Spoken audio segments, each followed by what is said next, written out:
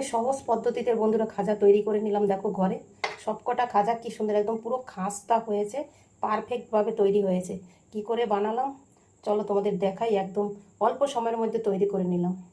সামনে রথ আসছে, এটা না খেলে হয়। এখানে আমি ময়দা নিয়েছি 1 বাটি, সামান্য নুন দিয়ে দিলাম আর একটু ঘি দিয়ে এবার মেখে নেব এটা ভালো করে। চিনি শিরার জন্য এখানে আমি জল বসিয়েছি, দিচ্ছি 2টো এলাচ ফাটিয়ে। আমি এখানে 2 মগ চিনি দিয়ে দেবো। এবার আমি শিরাটা রেডি করে নেব।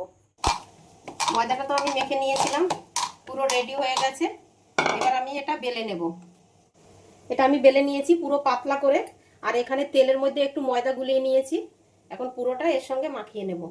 উপর দিয়ে ময়দা ছড়িয়ে দিচ্ছি। এটা আমি এখন গোল একটা রোলের মতন করে নেব পুরোটা। পুরো এটা রোলের মতন হয়ে গেছে। এবার মাঝখানে ভাগ করে নিচ্ছি। এবার পাতলা পাতলা করে পিস করে নেব।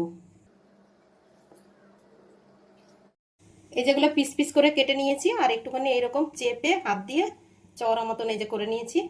কড়াতে তেল বসিয়েছি, তেল গরম হয়ে গেছে। এবার দিয়ে দিচ্ছি। দেখতে ছোট হলে কি হবে, কি সুন্দর হয়েছে দেখেছো।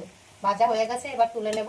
চিনির শিরা আমি রেডি করে নিয়েছিলাম, ওখানে একটুখানি ফুড কালার দিয়েছিলাম, আর চিনির শিরার মধ্যে দিয়ে দিচ্ছি।